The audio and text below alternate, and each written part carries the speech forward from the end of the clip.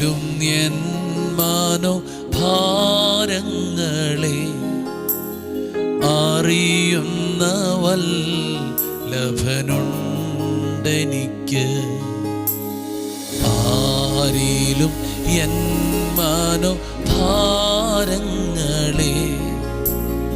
അറിയുന്ന വല്ലഭനുണ്ടെനിക്ക്. ആകുലത്തിൽ എൻ്റെ വ്യാകുലത്തിൽ ആശ്വാസമാവനെനിക്കേകിടുന്നു. ആകുലത്തിൽ എൻ്റെ വ്യാകുലത്തിൽ ആശ്വാസമാവനെനിക്കേകിടുന്നു. നടത്തിയിടുന്നു ദൈവമെന്നെ നടത്തിയിടുന്നു. നാൾ തോറും തൻ കൃപയാ എന്നെ നടത്തിയിടുന്നു. നാൾ തോറും തൻ കൃപയാൽ എന്നെ നടത്തിയിടുന്നു.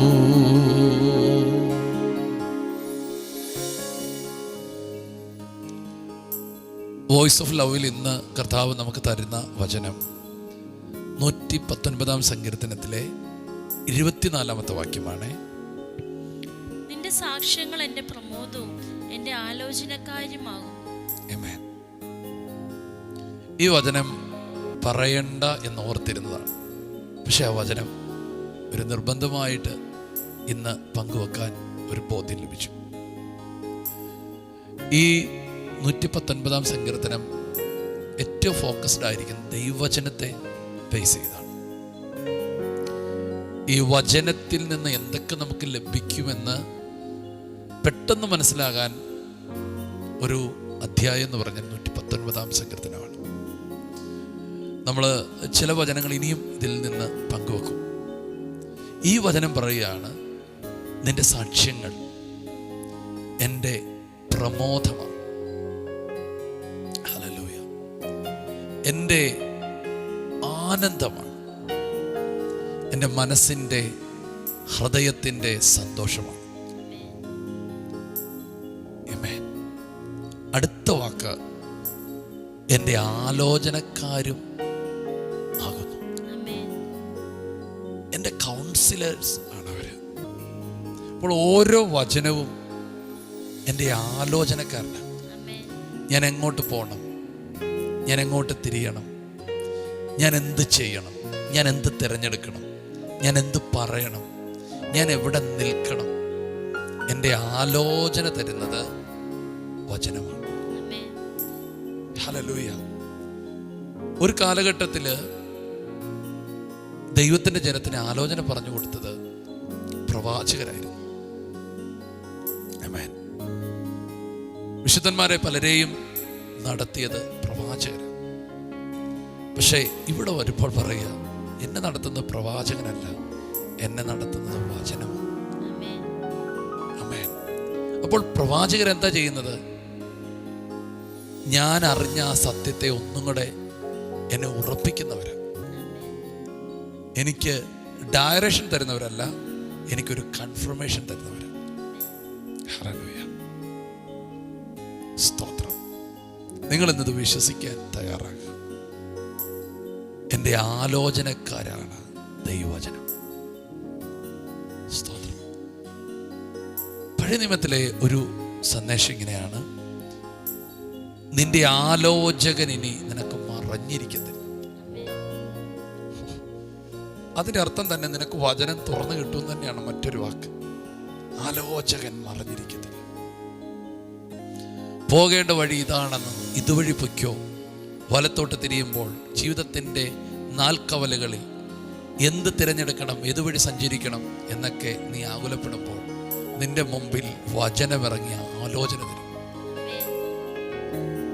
ആമേൻ. ഇന്നും ഈ വചനത്തിന് മുമ്പിൽ ഇരിക്കുന്നത് ഒരു ആലോചനയ്ക്ക് വേണ്ടിയല്ലേ? ഉറപ്പായിട്ട് നിനക്ക് തന്നിരിക്കും. ഹല്ലേലൂയ. 73-ാം സങ്കീർത്തനത്തിൽ കർത്താവ് തന്നെ സ്നേഹിക്കുന്നൊരു ഭക്തന് കൊടുക്കുന്ന വലിയൊരു ഉറപ്പാണ്, നിന്റെ ജീവിതം പരാജയപ്പെട്ടു പോകാതിരിക്കാൻ എൻ്റെ ആലോചനയാൽ ഞാൻ നിന്നെ വഴി നടത്തും. ആ ആലോചനയാൽ വഴി നടന്നാൽ എങ്ങനെ ഇരിക്കും? പിന്നത്തതിൽ മഹത്വത്തിലേക്ക് കൈക്കൊള്ളും. അപ്പോൾ നമ്മുടെ ആലോചകരാരൊക്കെയാണ്? അതിനെക്കുറിച്ച് നമുക്ക് ഒത്തിരി ചിന്തിക്കാൻ പറ്റത്തില്ല. വചനമാണ് നമ്മുടെ ആലോചന. വേറൊന്ന് നമ്മെ ആലോചന തരുന്നതാണ് ഹോളി സ്പിരിറ്റ്. ആമേൻ. നല്ല ആലോചന തന്ന് നമ്മെ നടത്തുന്നവന്. ആമേൻ. ഇന്നത്തെ ദിവസം പരിശുദ്ധാത്മാ പറയുന്നു, നിങ്ങളുടെ ജീവിതത്തിൻ്റെ അകത്തെ ഓരോ കാര്യത്തോടും വചനം ഇടപെടും. കാരണം നിങ്ങൾ വചനത്തെ അങ്ങനെ കണ്ടാൽ വചനം ഇടപെടും. കാരണം വചനം ആലോചനക്കാരനാണ്. ആമേൻ. ഹല്ലേലൂയ. നിങ്ങളോട് എപ്പോഴും സംസാരിക്കാൻ, കൃത്യമായി സംസാരിക്കാൻ, തെറ്റാതെ സംസാരിക്കാൻ ദൈവം നിങ്ങൾക്ക് തന്നിരിക്കുന്നതാണ് തൻ്റെ വചനം. ഹല്ലേലൂയ. നിങ്ങൾ ഈ വർഷം, ഈ തുടക്ക സമയങ്ങളായിട്ടുള്ളൂ, നിങ്ങളൊരു വലിയ തീരുമാനമായിരിക്കണം. വചനവുമായിട്ടൊരു വലിയ ബന്ധം നിങ്ങൾക്കുണ്ടാകും. നിങ്ങളുടെ കാലിടറാൻ സമ്മതിക്കത്തില്ല, നിങ്ങളുടെ വഴികൾ തെറ്റാൻ സമ്മതിക്കത്തില്ല. നിങ്ങളുടെ മേൽ ജ്ഞാനത്തിൻ്റെ വർധനവുണ്ടാകും. നിങ്ങൾ ഏറ്റവും അനുഗ്രഹിക്കപ്പെട്ടിരിക്കും. ആമേൻ. നിങ്ങളുടെ ജീവിതത്തിൽ എല്ലാ തീരുമാനങ്ങളും ബുദ്ധിയിലും കഴിവിലും സാധ്യതയിലും ആയിരിക്കത്തില്ല ഇനി എടുക്കുന്നത്. ദൈവത്തിൻ്റെ ആ 100% ആ പെർഫെക്റ്റായ വില്ലിലായിരിക്കും നടക്കുന്നത്. ദൈവം അതിനുവേണ്ടി നിങ്ങളെ സഹായിക്കും. ദൈവവചനം നിങ്ങളുടെ ആലോചകൻ ആയി മാറുകയാണ്, ആലോചനക്കാരനായി മാറുകയാണ്. നിങ്ങൾ പ്രാർത്ഥിച്ചു, ഇന്നു മുതൽ അത്ഭുതങ്ങൾ നടക്കും. ആമേൻ. യേശുവേ, ഞങ്ങൾക്ക് നൽകിയ വചനത്തിന് ഞങ്ങൾ നന്ദി പറയുന്നു. കർത്താവേ, അങ്ങയുടെ വചനം ഞങ്ങൾക്ക് വഴി കാണിച്ചതിന് സ്തോത്രം ചെയ്യുന്നു. അങ്ങയുടെ വചനം ഞങ്ങൾക്ക് ആലോചനക്കാരായി വെളിപ്പെടുന്നതിന് സ്തോത്രം ചെയ്യുന്നു പിതാ. കർത്താവെ, വചനത്തിൻ്റെ വാതിലുകളെ ഞങ്ങൾക്ക് തുറന്നു തരണം. കർത്താവെ, ഞങ്ങൾക്ക് ഡയറക്ഷൻ നൽകുന്ന കർത്താവെ വചനങ്ങളെ ഞങ്ങൾക്ക് നൽകണമേ. യേശുപ്പ, വചനത്തിലൂടെ ഞങ്ങളെ നടത്തുന്നതിന് സ്തോത്രം ചെയ്യുന്നു. കർത്താവെ, ജ്ഞാനത്തെ നൽകുന്ന വചനത്തിനായി നന്ദി പറയുന്നു. യേശുവിൻ്റെ നാമത്തിലെ വചനം കേൾക്കുന്ന ഓരോ വ്യക്തി ഞങ്ങൾ അനുഗ്രഹിക്കുന്നു.